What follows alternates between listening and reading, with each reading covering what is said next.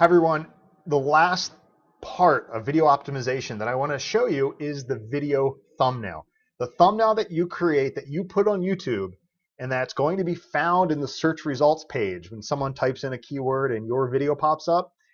That's going to be one of the deciding factors as to whether or not they're going to click on the video. The thumbnail is extremely important. Just Google thumbnail importance or statistics thumbnail, and you're going to see the importance of a thumbnail. And I want to apologize in advance. I'm temporarily in an apartment, and the people upstairs from me, I have no idea what they're doing. So if you're in an apartment or have been in one, you can kind of relate. Anyway, let's take a look at YouTube real fast. Now, I'm going to show you kind of the elements of a good thumbnail and the ones that aren't so good. What you want to do is, the whole purpose is to attract attention. You want the person to be able to look at it and immediately understand what the video is about, making sure that the thumbnail matches the content that's in the video and that it's going to make them, entice them to actually click on it. So let's take a couple of these. This one right here that you see here, sinkhole footage, this probably isn't the best thumbnail. You're not really sure what it is. You see some Corvettes, sinkhole security camera footage, not quite sure. Here, this is a great one.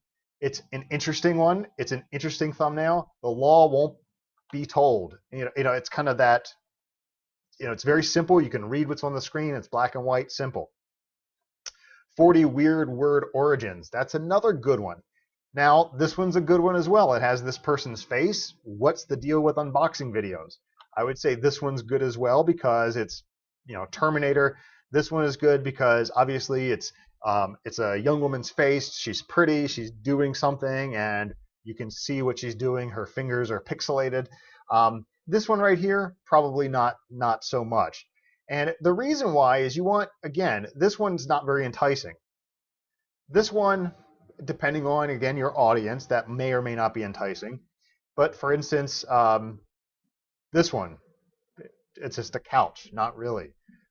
This one, maybe depending on if you like basketball. This one, definitely not. You have no idea what this is.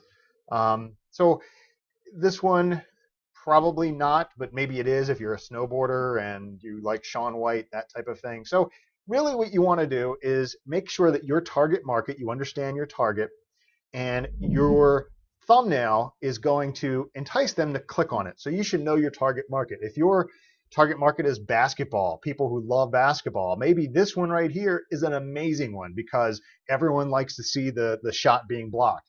But if it's not, if it's more athletics, maybe that's not a good one because it's only specific to basketball.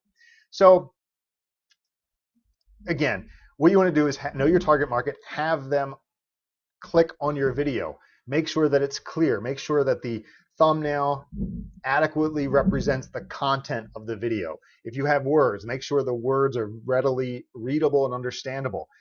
If it's a talking head video, you probably want to have your face on it. If it's just a standard video with a voiceover or what have you, maybe it's okay just to have a graphic with words on it. If you happen to be attracting a male audience, maybe it's good to have an attractive female on the video. Again, make sure that that female is in the video and make sure that it's appropriate to the content of the video. But if it is, then that's the way to go. So anyway, let's talk about how to create the video. I'm sorry, how to create the thumbnail. So the first tool we're going to use is remove image background. You may ask yourself, why? How do these people do it? How do these people, and you've seen thumbnails like this where it's just the person's face and then they put stuff in the background. How do they do that? Usually you need Photoshop or have expertise in Photoshop. I'm going to show you an easy way to do it. Step-by-step process. You go to clippingmagic.com, click on choose file. Let's see, those are some videos. Let me go to pictures. I'm going to pick a pretty complex picture. Okay. So what this does is, this is just a picture of me I grabbed with my webcam. I took this to show you that it's a very complex picture. What you want to do is you want to click the plus sign and you want to generically trace all of the stuff that you want to keep. So I'm just going to start this. I'll probably speed up this footage in post-production so that it doesn't take up a lot of time.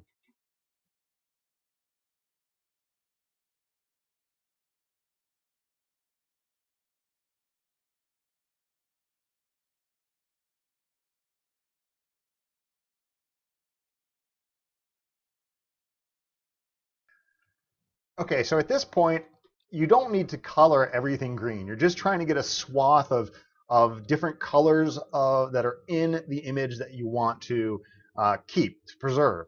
Now what you do is you get the background. You go through the same process. You go ahead and you just take the red, and basically what I'm doing is, and you can see the yellow over here, you see the results already just by doing that. Just by doing that, you can see that I'm almost perfectly cut out. This is an amazing tool. Then I'm going to go over here. Okay, it looks like I need to get it a little closer. Okay, that looks pretty good. I'll do this real quick, see what that looks like. Okay, that's good. I'll hit that. Maybe get a little bit closer. You can also zoom in. So I'm going to zoom in a little bit more. Okay, I'm going to use this to kind of, there we go. So I'm going to take that red again, and I'm going to make this a little smaller. You can see kind of how it got that out of there.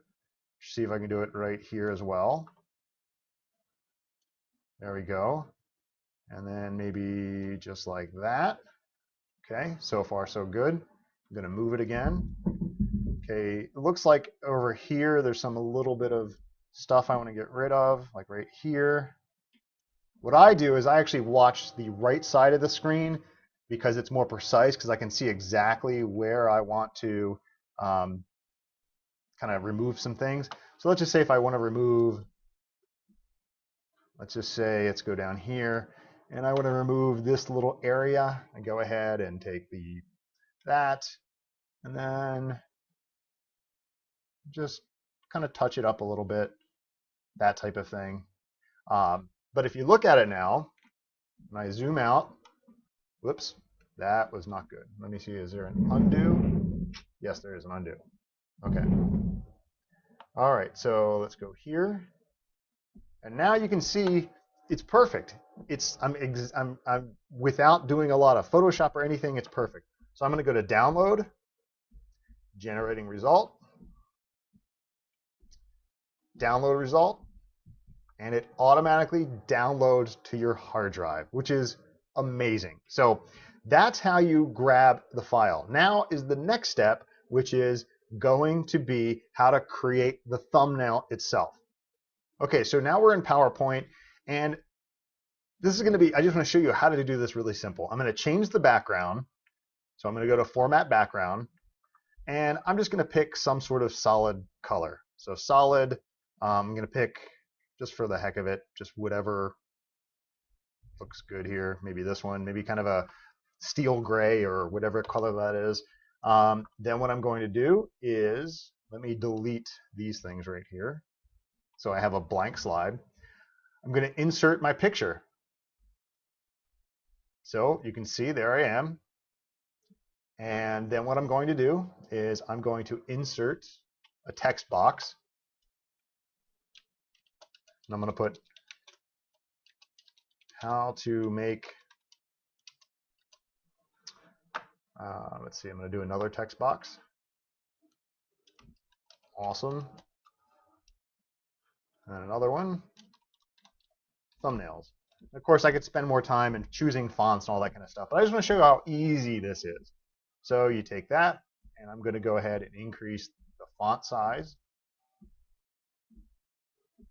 And I'm going to turn it white. And then same thing with this. Maybe make the word awesome bigger. Something like that. And again, this isn't the best, but just for demonstration purposes. Okay. It probably doesn't look that great, actually. Let me reduce this a little bit so it fits. I'll make awesome thumbnails. Okay, maybe I want to boost that up just a little bit like that. So there's something like that. You get the point. You can massage it and do the other things, but I just want to show you how easy it is. Now, the one thing I didn't show you is that I need to show you is when you do the PowerPoint, make sure that you go to Design, you go to Slide Size, and you choose Widescreen 16:9. So go ahead and do that. That's the first thing. So you do all of this. Now what you want to do is you go to File, Save As. Okay, so you and then go to wherever you're going to save it as. I'm going to save it to my pictures. And you're going to save it as a PNG file. Thumbnail. Actually, I'm sorry. Save it as a JPEG. Hit save. And then you just click on this slide because it's only one slide. Now, we go back to my pictures. And we have an awesome thumbnail. Now what you do is you just go back to YouTube and then you find your, let's see.